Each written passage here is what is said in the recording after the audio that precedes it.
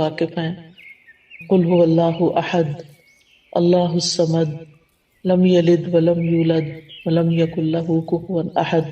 اور اس سورت کی فضیلت سے بھی واقف ہے، کوئی نئی بات نہیں ہے ہمارے لیے، ہم سب جانتے ہیں.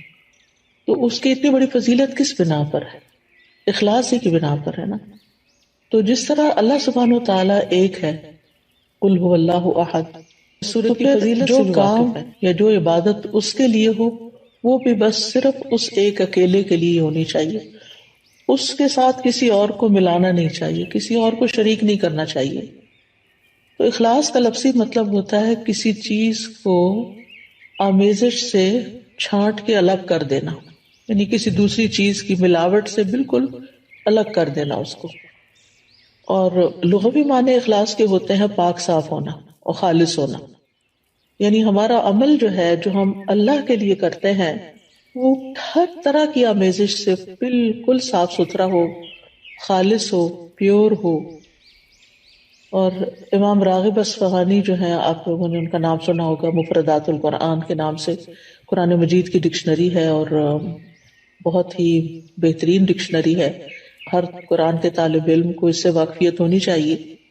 تو امام راغب اصفہانی لکھتے ہیں کہ الاخلاص التبری عن کل ما دون اللہ تعالی. اخلاص یہ ہے کہ اللہ کے علاوہ ہر ایک سے دل کو پاک کر لیا جائے، یعنی جب ہم اللہ کے لیے کوئی کام کرتے ہیں تو بس وہ صرف اللہ کے لیے ہو، کسی اور کے لیے نہ ہو. اس کے بارے میں کئی ایک اقوال ہیں، لیکن جیسے عز ابن عبد السلام کا قول ہے، وہ کہتے ہیں کہ اخلاص یہ ہے کہ انسان اطاعت کے کام کو اللہ اکیلے کے لیے خالص کرتے ہوئے انجام دے. کس طرح؟ وہ اس طرح کہ اس عمل کے ذریعے سے لوگوں سے اپنی تعظیم اور توقیر یعنی عزت کا ارادہ نہ کرے،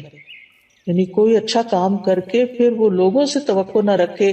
کہ اب چونکہ اس نے اچھا کام کر لیا ہے اس لیے سب اس کو عزت دیں. مثال کے طور پر اگر ایک ٹیچر ہے، میں اپنے آپ کو ہی لیتی ہوں کہ مجھے تعلیم دینے کے بعد، پڑھانے کے بعد، سکھانے کے بعد جن کو میں سکھا رہی ہوں ان سے یہ توقع نہیں رکھنی چاہیے کہ اب چونکہ میرا ان پہ احسان ہے لہٰذا یہ اس کا بدلہ کم از کم اس صورت میں تو ضرور دینا کہ یہ مجھے رسپیکٹ دیں، اور اگر وہ رسپیکٹ نہ دیں تو پھر مجھے بہت برا لگے اور میں ڈسہارٹ ہو جاؤں اور پھر میں اپنا کام چھوڑ دوں اور لوگوں سے بدظن ہو جاؤں اور پھر ان کے خلاف ادھر ادھر غیبت چغلی شروع کر دوں اور فرسٹریشن کا شکار ہو جاؤں. تو یہ سارا نتیجہ کس بات کا ہے کہ میرے اصل کام میں اخلاص ہی نہیں تھا. تبھی تو میں اس نتیجے پہ پہنچی، اس ہلاکت کے گڑھے میں، کہ فرسٹریشن کا شکار ہوئی، اور اس فرسٹریشن میں پڑھ کے پھر میں نے جس مقصد اور جس نیت اور جس جذبے اور جس بڑے بڑے ارادے کے ساتھ میں نکلی تھی وہ تو وہیں رہ گیا نا، وہ تو چلا گیا کہیں اور، ختم ہو گیا سب کچھ. پھر وہ کہتے ہیں کہ اور نہ کوئی دینی نفع حاصل کرنے کا مقصد ہو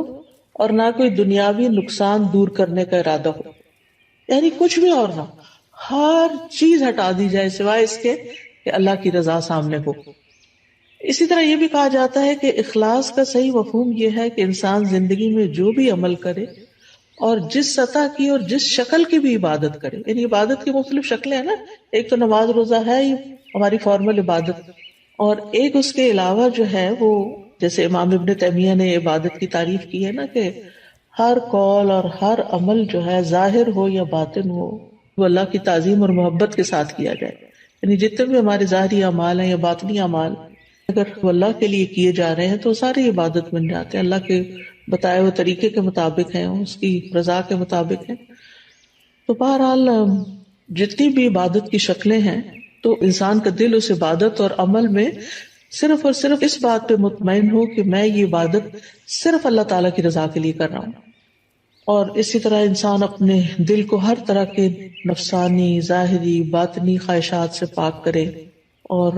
اپنی ساری حرکات، سکنات اور ہمارے خیالات اور یہ جتنی بھی چیزیں ہیں ان سب میں صرف اللہ سبحانہ وتعالیٰ کی رضا مقصود ہو. یعنی ہم ایک ہاتھ بھی اٹھائیں، ہمارا مسکرانا بھی، ہمارا دیکھنا بھی، ہمارا چلنا پھرنا،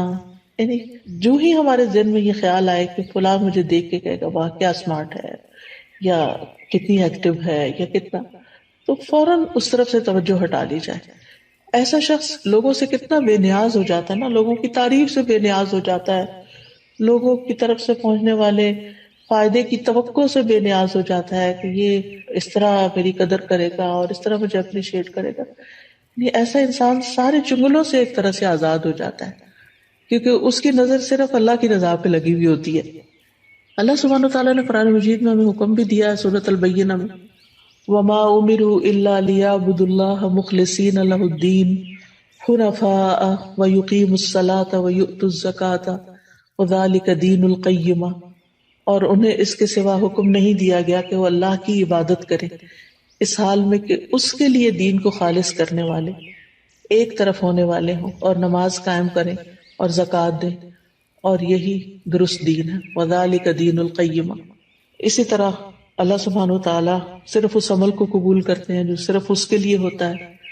نبی صلی اللہ علیہ وسلم فرماتے ہیں کہ اللہ تعالیٰ فرماتا ہے میں بہترین شریک ہوں، پس جس نے کسی کو میرے ساتھ شریک کیا تو وہ عمل اسی شریک کے لیے ہے. یعنی کسی اور کو اگر آپ اس میں شامل کر لیں گے تو وہ عمل اس کا ہو جائے گا، اللہ تعالیٰ کے لیے نہیں ہوگا. اے لوگوں اپنے اعمال کو اللہ کے لیے خالص کرو، کیونکہ اللہ عز و جل اسی عمل کو قبول کرتا ہے جو خالص اسی کے لیے کیا جائے. اب سوال ہی پیدا ہوتا ہے کہ پھر اخلاص کے نتائج کیا ہوں گے، فوائد کیا ہوں گے، ثمرات کیا ہوں گے. پہلی بات تو یہ ہے کہ انسان کے اعمال قبول ہوں گے. ہم جو تھک رہے ہیں، محنت کر رہے ہیں، دن رات بھاگ دوڑ میں لگے ہوئے ہیں، ہماری زندگی کا ایک ایک لمحہ جو استعمال ہو رہا ہے، یہ سارا میزان میں ہماری حسنات میں شامل ہو جائے گا. یعنی یہ سب سے بڑا فائدہ ہے، یعنی قبولیت ہو جائے گی. کیونکہ حدیث میں آتا ہے کہ اللہ تعالیٰ صرف اس عمل کو قبول فرماتا ہے جو خالص اس کے لیے کیا جائے اور صرف اس کی رضامندی مقصود ہو. یہ سنن النسائی کی روایت ہے ابو امامہ الباہلی رضی اللہ عنہ سے. دوسرا بڑا فائدہ یہ ہوتا ہے اخلاص کا کہ انسان کو اللہ تعالیٰ کی مدد حاصل ہوتی ہے، اللہ سبحانہ تعالیٰ کی مدد حاصل ہوتی ہے، اور انسان کو ایک مضبوطی حاصل ہوتی ہے، اپنے کام میں جماؤ حاصل ہوتا ہے، ثابت قدمی آتی ہے. یعنی انسان پھر اس کام کو چھوڑتا نہیں. جیسے شروع میں نے کہا نا کہ انسان فرسٹریشن کا شکار نہیں ہوتا کہ میرا نہیں خیال مجھے یہ کام کرنا چاہیے کیونکہ کوئی مجھے نتائج نظر نہیں آ رہے، اس کے کوئی فائدہ نظر نہیں آ رہا. یہ جملے کتنے عام ہیں ہمارے روزمرہ کی گفتگو میں، حتیٰ کہ لوگ یہاں تک کہہ دیتے ہیں ابھی تک میں نے اتنا قرآن پڑھا، دین پڑھا، میرے عمل میں کوئی تبدیلی نہیں آئی تو میرا نہیں خیال کہ مجھے یہ کنٹینیو کرنا چاہیے. بعض اسٹوڈینٹس کہتے ہیں ہمیں یہ کورس کنٹینیو نہیں کرنا چاہیے کیونکہ ہم کچھ زیادہ تو فائدہ حاصل نہیں کر رہے. بھائی ایک ایفرٹ تو لگا رہے ہیں، ایک نیک کام میں ایفرٹ لگا رہے ہیں، اس کا فائدہ آپ کو دنیا میں ہی چاہیے اور لوگوں کو دکھانے کے لیے چاہیے کہ آپ بہت اچھے ہو چکے ہیں. اللہ کے ہاں اگر وہ قبول ہو رہا ہے اور جمع ہو رہا ہے تو وہی سب سے بڑا فائدہ ہے کہ آپ کا وقت فضول کاموں کی بجائے ایک اچھے کام میں استعمال ہو رہا ہے. تو اس طرح یہ ہے کہ انسان کے اندر ایک مضبوطی آتی ہے اور وہ نیک کاموں کو چھوڑتا نہیں ہے. اور جیسے پہلے بھی بات ہوئی کہ قبولیت آتی ہے اور اللہ سبحانہ وتعالیٰ انما یتقبل اللہ من المتقین، تو جب قبول ہوتا ہے عمل تو پھر مدد بھی آتی ہے اللہ سبحانہ وتعالیٰ کی. اچھا، تیسرا فائدہ کیا ہے؟ تیسرا فائدہ یہ ہے کہ انسان کا دل جو ہوتا ہے وہ بہت سی بیماریوں سے پاک ہو جاتا ہے، دل کے امراض کا علاج ہو جاتا ہے. یہ بالکل ایسے ہی ہے نا جیسے اگر کسی میلے برتن میں آپ صاف پانی ڈالنا شروع کر دیں تو وہ ڈالتے ڈالتے جو اس کا میل کچیل ساری دھل دلا کے بالکل صاف پانی اس میں جا کے ٹھہر جائے گا. تو اسی طرح جب ہمارے اندر اخلاص آتا ہے، بار بار ہم اللہ سبحانہ تعالیٰ کے لیے اپنی نیت کو خالص کرتے ہیں تو وہ نیک کام جاری رکھتے ہیں، اور جتنا وہ جاری ہوتا ہے تو وہ جاری پانی کی طرح ہوتا ہے جو ہمارے دل کے اندر پھر جتنی بھی میل کچیل ہے اس کو باہر نکال دیتا ہے. تو دل کی بیماریاں، سب سے بڑی بیماری تو نفاق کی ہے، اور نفاق اپوزٹ ہے اخلاص کا. پھر اسی طرح نفاق کی جو علامتیں ہیں اور دیگر جو برائیاں ہیں جیسے حسد ہے، کینہ ہے، بغض ہے، خیانت ہے، یہ ساری چیزیں. پھر اسی طرح یہ ہے کہ حدیث میں آتا ہے 3 چیزیں ایسی ہیں جن کی وجہ سے ایک مسلمان کا دل دھوکہ نہیں کھا سکتا، یعنی حسد یا کینہ نہیں رکھتا. ایک ہے کہ اللہ کے لیے خالص عمل کرنا، دوسرا ہے مسلمانوں کے ائمہ کے ساتھ خیر خواہی کرنا، یعنی اپنے لیڈرز کے ساتھ خیر خواہی کرنا، اور تیسرا مسلمانوں کی جماعت سے جڑ کے رہنا۔ بے شک دعا مانگنا ان کی حفاظت کرتا ہے، یعنی مسلمانوں کی دعا جو ہوتی ہے وہ ایک دوسرے کے لیے فائدہ مند ہوتی ہے۔ وَلُزُومُ جَمَاعَتِهِمْ فَإِنَّ الدَّعْوَةَ تُحِيطُ مِن وَرَائِهِمْ۔ میں دیکھتی ہوں واٹس ایپ کے گروپ میں، جس گروپ میں میں ہوں،